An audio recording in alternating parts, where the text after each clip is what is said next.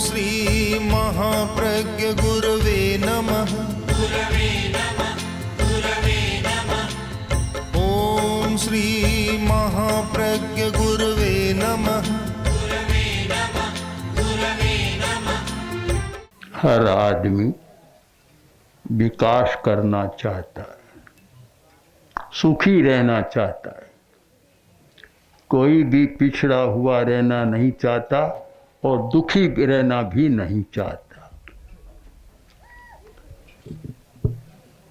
अब यह खोजना है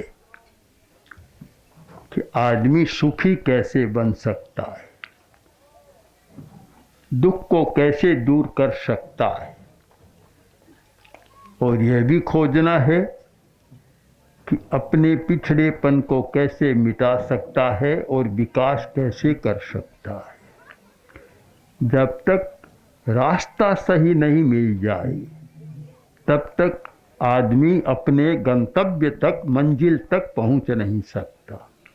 सबसे महत्वपूर्ण है रास्ते की खोज, मार्ग की खोज। कोई मार्ग मिल जाए, रास्ता मिल जाए तो आदमी जा सकता आगे। जब रास्ता ही नहीं है तो आगे बढ़ नहीं सकता।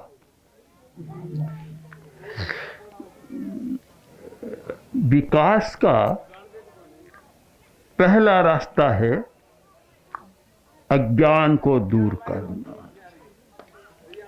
अज्ञान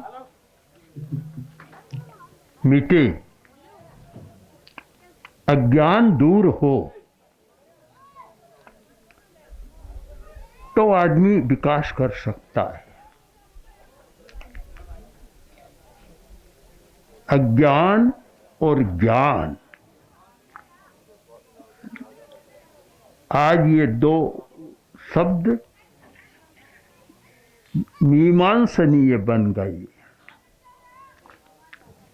एक अज्ञान कि जो पढ़ा लिखा नहीं है, कुछ जानता नहीं, का अज्ञानी आदमी है। एक अज्ञान है जो पढ़ाई के बिना रहता है। बहुत सारे लोग वर्णमाला को भी नहीं जानते। हस्ताक्षर भी करना है तो अंगूठे से होता है। अज्ञान है, क्योंकि वे वर्णमाला को नहीं जानते, न गणित को जानते और न वर्णमाला को, ए आ ई को नहीं जानते, ABCD को भी नहीं जानते। तो कहते हैं अज्ञानी आदमी है, अज्ञान है अभी तक। और एक अज्ञान वह है जो जानता हुआ भी नहीं जानता। यह बहुत खतरनाक होता है। नहीं जानता, उसमें इतना ही है कि वह पढ़ा लिखा नहीं है, अनपढ़ है, जानता नहीं है। किंतु कुछ व्यक्ति ऐसे हैं, बहुत पढ़े लिखे हैं, किंतु ज्ञानी होकर भी अज्ञानी है।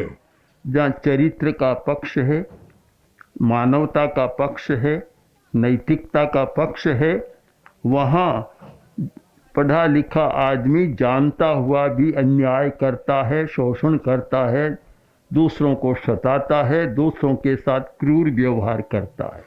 वह अज्ञानी है वास्तव में। ज्ञानी आदमी कभी ऐसा नहीं कर सकता।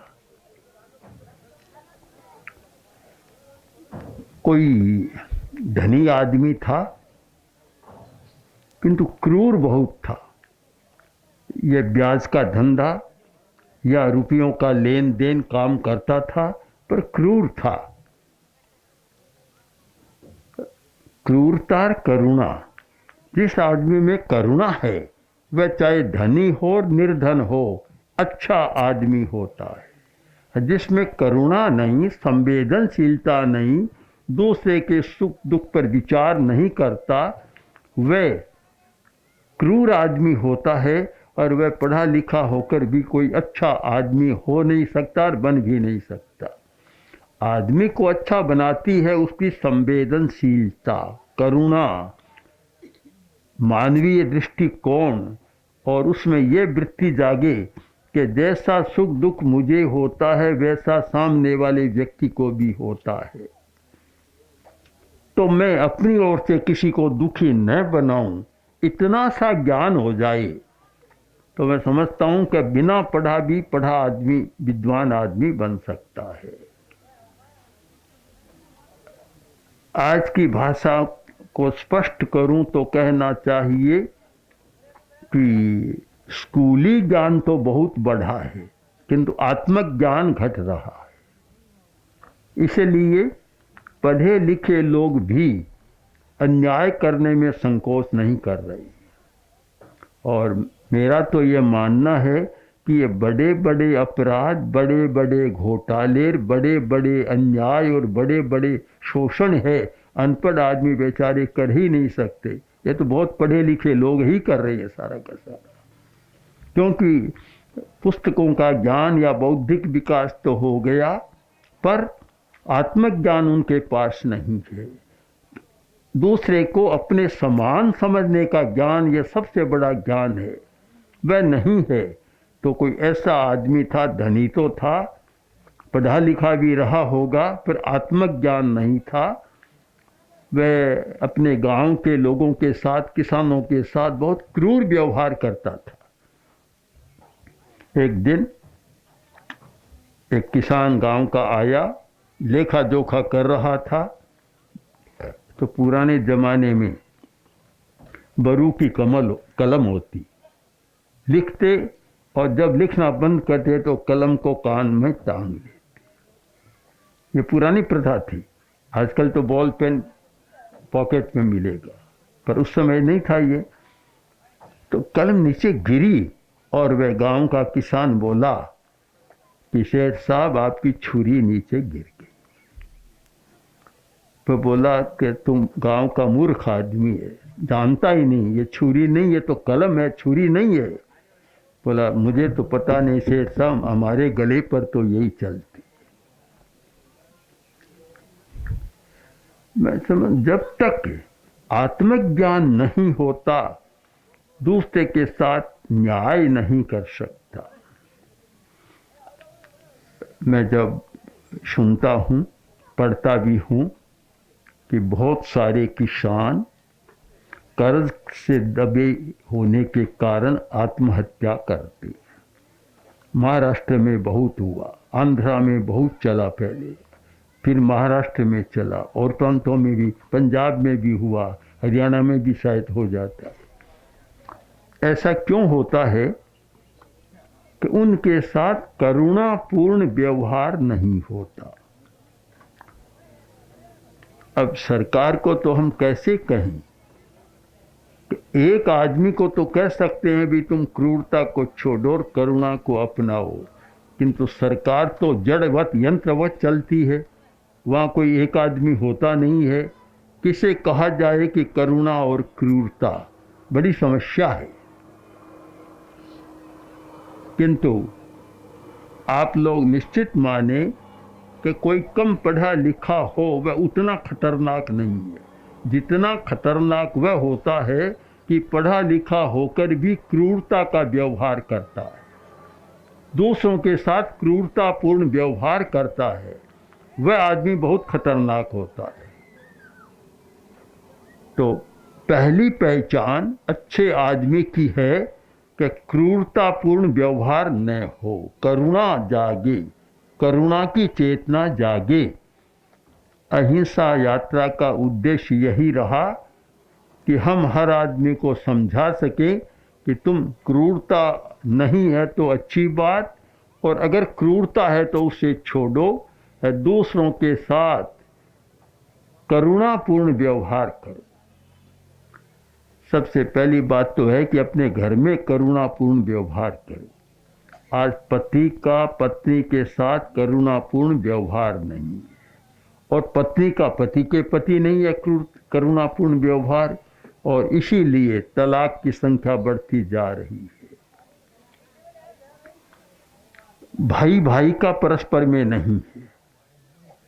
आप लोग तो जानते हैं, पढ़ते हैं कि घरेलू हिंसा बहुत ज़्यादा बढ़ रही। आज अपने भाई को, पिता को, पुत्र को मारने में जैसे लगा संकोच समाप्त हो रहा है। बड़ी भयंकर बात है ये। आखिर आदमी के लिए सबसे बड़ा शरण स्थान होता है परिवार, घर, वह शरण का स्थान होता है। और वहाँ भी जब हिंसा चल रही है तो आदमी कहाँ भरोसा करे, किस पर विश्वास करे? कहीं विश्वास ही नहीं रहता, सारा विश्वास समाप्त हो जाता है। तो वर्तमान में अगर कोई सबसे पहले करने का काम है तो वह यह है कि घरेलू हिंसा न हो, घर में हिंसा न हो। छोटी छोटी बात को लेकर, कुछ रुपयों को लेकर, कुछ खेत की भूमि को लेकर या ऐसे जमीन को लेकर, घर की भूमि को लेकर, और विवाद बढ़ता है और हिंसा हो जाती है। चिंतन करें कि यह घरेलू हिंसा कैसे रुक सकती है। थोड़ा बहुत इधर उधर हो सकता है, किसी के हक में ज़्यादा आ जाए, किसी के थोड़ा कम रह जाए, कुछ हो सकता है, पर उसे भी सहन करना सीखना चाहिए। कल ही मैंने प्रवचन में कहा था कि एक दार्शनिक खोपड़ी को रखता, हाथ में झोले में रखता, और किसी ने पूछा कि ये क्यों रखते हो? कि ये मेरे लिए भी रखता हूँ, दूसरों के लिए भी रखता हूँ। जो लोग अहंकार और क्रोध में आकर हिंसा करते हैं उन्हें बताता हूँ, देखो एक दिन ये दशा होने वाली है, अमर नहीं हो तुम, एक दिन यही दशा होने वाली है, इसलिए इतना क्रोध मत करो और इतना अहंकार भी मत करो। सोचना है सबको कि हम कैसे विकास करें। तो विकास का पहला लक्षण है ज्ञान, किंतु कोरा पढ़ाई का ज्ञान नहीं, साथ साथ में आत्मज्ञान। आत्मज्ञान हो, कोरा ज्ञान है विद्यालय का, स्कूल का, विश्वविद्यालय का ज्ञान, वह ज्ञान क्रूरता को नहीं धोता, क्रूरता को साफ नहीं करता। जब आत्मज्ञान और हो जाए तो फिर पढ़ा लिखा आदमी दिव्य पुरुष बनता है और वह किसी के साथ अन्याय नहीं कर सकता, क्रूरता का व्यवहार नहीं कर सकता। करुणा का विकास बहुत जरूरी है। विकास के लिए ज्ञान और आत्मज्ञान, साथ में आर्थिक विकास, यह भी जरूरी होता है। एक गृहस्थ है, सामाजिक प्राणी है, और वह उसके पास अगर अर्थ नहीं है तो उसका दुख कभी मिटता नहीं, रात दिन रोटी की चिंता बनी रहती है। काफी समस्या है, बड़ी समस्या है। और देखता हूं बहुत लोगों की जो ऊर्जा है, प्राण शक्ति है, वह रोटी की चिंता में ही बीत जाती है और काम करने का मौका ही नहीं मिलता। आप ये न माने कि गांव का आदमी बहुत विकास नहीं कर सकता, बहुत कर सकता है अगर रोटी की चिंता से मुक्त रहे। आप गांव के हैं, मैं भी तो गांव का ही रहा हूं, छोटे गांव का, एकदम कोई शहर का नहीं हूं। छोटे गांव में जन्मा, छोटे गांव में रहा, और पढ़ा तो था ही नहीं। तो किंतु रोटी की चिंता नहीं है तो आदमी विकास कर सकता है, कुछ नई बात सोच सकता है। जिनकी सारी शक्ति रोटी की चिंता में बीत जाती है वे और क्या करेंगे? पशु है आपके पास, गाय भैंस बकरी आदि कोई भी है, उनका सारा दिन चरने में और इतना थोड़ा मिलता है कि उसमें सारा समय खप जाता है, तो उनका तो विकास है ही नहीं। पर मनुष्य के पास तो अच्छा मस्तिष्क है, पर वह विकास तभी हो सकता है जब रोटी की चिंता से मुक्त रहे और कुछ नई बात सोचे, तब हो सकता है। तो इसका मतलब है कि पढ़ाई भी हो, शिक्षा हो, और साथ साथ में रोटी की चिंता से मुक्त रहे। अब ये कैसे हो? या तो अपने श्रम से आदमी अपनी व्यवस्था करे, और सरकार का भी काम होता है कि समाज को रोटी की चिंता से मुक्त करे। अगर जो सरकार भूखमरी को नहीं मिटा सकती, मैं गरीबी की बात नहीं कर रहा हूँ, गरीबी की बात तो बहुत आगे की बात है, कम से कम समाज को रोटी की चिंता से मुक्त नहीं कर सकती तो वह सरकार भी बहुत सफल सरकार नहीं हो सकती।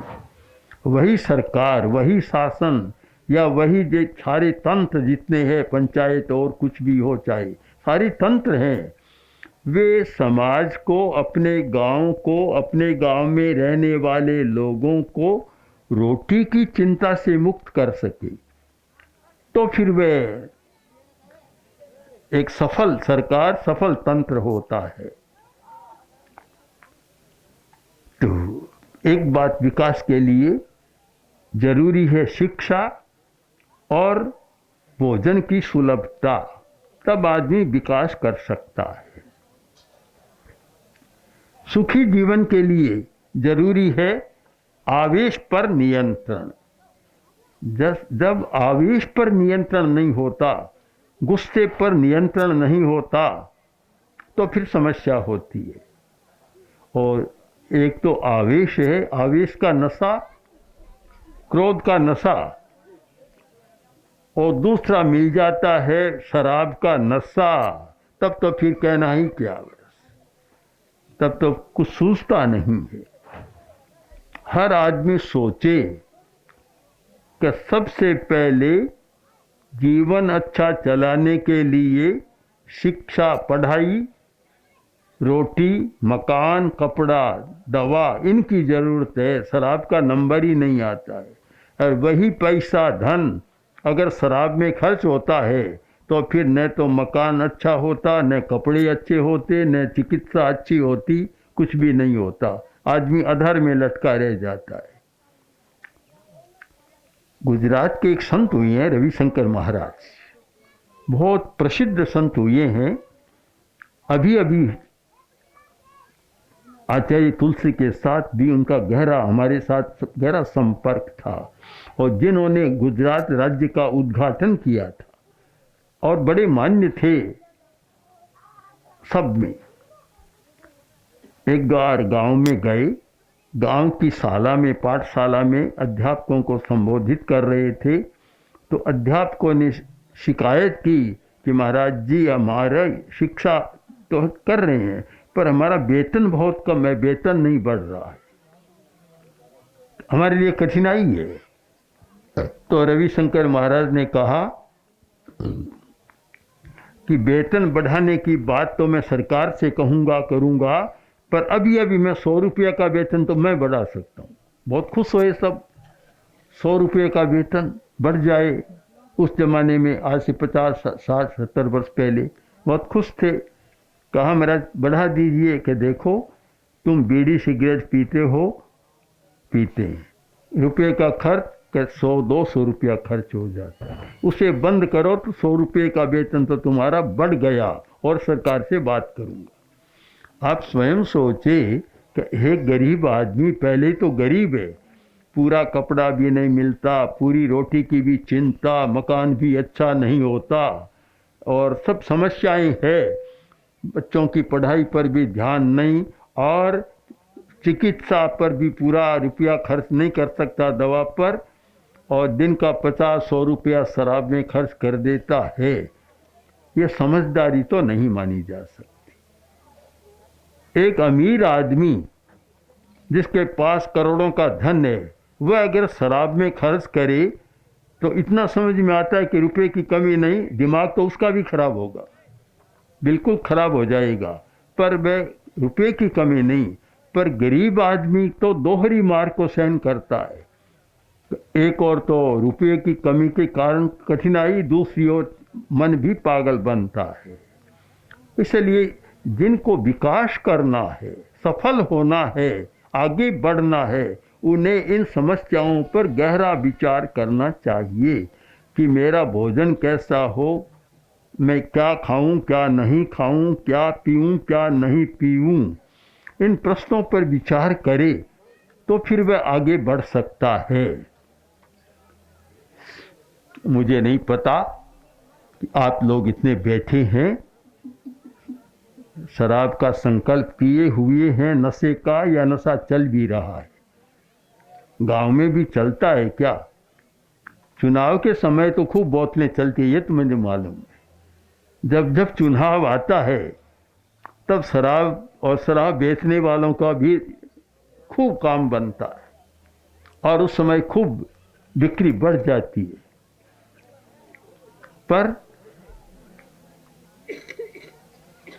आप निश्चित कर लें कि मुझे विकास करना है, परिवार को अच्छा बनाना है, और ये प्रारंभिक कठिनाइयाँ हैं जीवन यात्रा की, मकान, कपड़ा, दवाई आदि आदि, रोटी, इन समस्याओं को दूर करना है, तो पहला उपाय है कि आय से ज़्यादा व्यय न करें। एक पुराना सिद्धांत रहा है, प्राचीन अर्थशास्त्र का सिद्धांत, चाहे महामात्य कौटिल्य जो हमारे यहाँ भारत के बहुत बड़े राजनीतिज्ञ हुए हैं, और दूसरे भी बृहस्पति, मनु आदि जो भी राजनीतिज्ञ लोग कुछ हुए हैं, उनका ये रहा,